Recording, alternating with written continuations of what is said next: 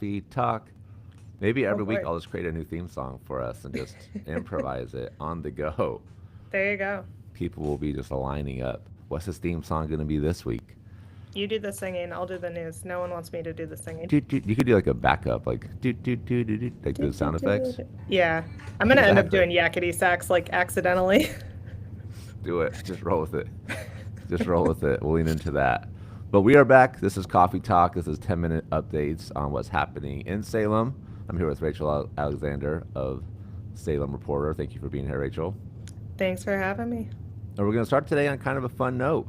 Halloween, baby. Let's do it. Halloween's coming up. Top three Halloween activities that we're looking forward to. We haven't discussed ours, so there could be some overlap. But Okay. I'm gonna let you go first, Rachel. What are your top three Halloween activities in Salem?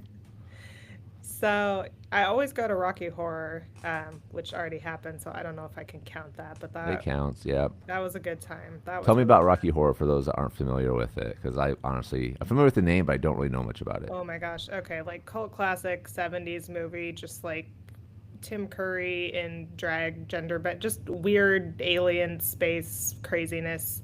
Like terrible great movie. And then, there's a whole like audience participation bit to it. So there's kind of, I mean, you can find scripts online and stuff's been added over the years. Like I've been going since I was a teenager in high school. But people get really into it. People dress up. I don't have like a character costume. But yeah, you go, you yell at the screen, you throw toilet paper around. There's like a lot of bad jokes, and it's a fun level of raunchy. It's like not very serious, and it's a good time. So that's always, and they What do are it at they the Grand. at the Grand? There's Okay. yeah. I think they had two showings this year. I can't remember if that's new or not because it's like traditionally a midnight thing, which is wild because then by the time you get to the end of the movie, after all the pre-show antics, it's like Yeah. 2 a.m. and you're kind of That's way too late. hallucinating. Yeah. Yeah. It's way too late. But yeah, so that's my number one always. And then I'm really excited for trick or treating with my kid, which is we last year we went to North Salem High School because that's our neighborhood, and we'll probably do that again. But like pretty much all the high schools in Salem now do like some kind of trick or treat thing, and like the high school students get into it. They decorate doors. They've got like crazy costumes going on and themes and like face painting. So that's always a good time if you have kids. I highly recommend it. It's a little crowded, but you know. Okay. Um, and then I probably won't get to it this year just because of like babysitting, but Ghost at the Grand has a new like ghost hunting part, and we've got a really fun feature story about that that'll probably be out by the time folks are watching this. But yeah, a couple of my reporters went and took some photos and got to hear some spirits talking about stuff, and it was a good time. So that sounded like a fun thing to check out. Yeah, it's Ghost of the Grand is on my list as well. They Yeah. redid their scenario, which makes moving around the Grand a little bit easier. I think it's a little shorter than last year, but I feel like the Okay. moments this year are better. They got some really good Nice. moments this year. So I'm excited to have that as one of our just traditions in Salem because the Grand that Yeah, you're it's fun to see building is new just super stuff like cool. that coming up and evolving. Another one that we have that's brand new that's on my list. So Ghost of the Grand, I'll put that one in there. Lost Forest Zombie Shoot, and so Yeah, I've it seen you sharing is. about that. It's the Extreme Velocity. They have the paintball facility that's off Portland Road, but this is actually out by like behind the CFC soccer fields, Oh, okay. and it's like it goes pretty quick. Like the first 10 minutes, you're kind of watching a video and they're kind of teeing everything up, and there's about 20 minutes where you're walking around. And like they have like actors that come at you as zombies. They're all pretty far away, so there aren't like too many like jump scares. Mm, But like I don't know. People like just being able to walk around and shoot zombies with airsoft rifles is pretty fun for sure. And they do a good job of like telling the story and keeping it moving the entire time. nice. So and for the first year, I thought they did a really good job. I'm excited to see how they learn, how they grow, next year, and hopefully it goes well enough that it'll be even bigger and better next year because it was a lot of fun. It's something that I think would be fun to do every year in Salem. Um, and then I think that I like the trunk or treats. I think it's awesome that businesses pop up. I know Salem Tennis and Swim Club. They do one every year that just gets packed with the entire neighborhood because they do it a week before Christmas. So I think it's fun having some of those things happen. I know like the mall is doing trick or treating this year, so it's fun to Oh, yeah. see like some of the businesses getting back active in Halloween. 'Cause I think since COVID, there just hasn't really been there hasn't been maybe the bandwidth to make it happen, but it seems like people are starting to rebuild some of these traditions that have been around Salem for a while. Yeah, for sure. We've got a call out too, and we'll have a guide probably like right before the weekend for trunk or treat because there's a bunch happening this weekend. Like churches are usually in on it too, and the police department does their dress rehearsal thing. There's a lot of you could just get candy pretty much nonstop all day, So much candy. Saturday, Sunday if you really wanted to. That's awesome. And all right, let's look at the Salem updates. So one thing we have on our list is the mayor petitioning on homeless camps. So talk to us about this. What does this mean? Yeah, so the Mayor Julie Hoy, as a private citizen, so not with her mayor hat on, is one of the main petitioners for an initiative. And what that means for people who don't speak politics all day long is they're trying to get a measure on the ballot like next November. So they have to gather signatures and go through a process with the state, but they've filed basically to be able to start that process. And the law they want to pass, it's being pushed by Oregon Business and Industry is the other main backer right now of this.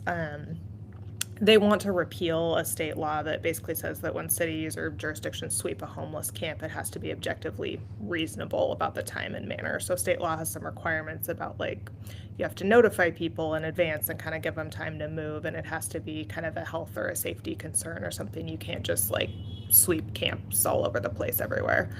And the mayor and some business groups just want to, I mean, the actual text of what they're trying to do is really short. They just want to repeal that law. They're arguing it would give cities tools that they don't have right now. They're getting pretty strong pushback from local homeless groups and advocates who, one of the points they made is like the law they want to repeal was a compromise that cities and like counties and advocates and everyone worked on together. Because part of the problem was like when you didn't have a state law in place, like camps would get swept and then like some people would sue as like a civil rights violation or things. And so there was kind of this patchwork of just like lawsuits and things going on. And so the goal was to give like a uniform kind of standard for like, okay, you can move people along, but there's steps you have to take first. And yeah, I mean, a lot of feelings about this and a lot of anger. And I mean, we've talked about this before and you've seen, but there's, I think, kind of a growing chorus of pushback against like unsheltered homelessness in Salem and some of the camping that we're seeing.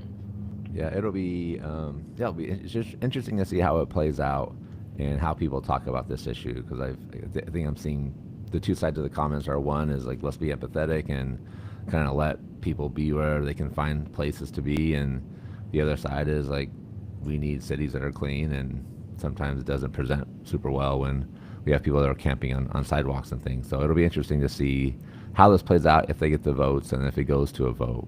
What that campaign looks like. Yeah, it's a long ways off, and we'll watch it for sure.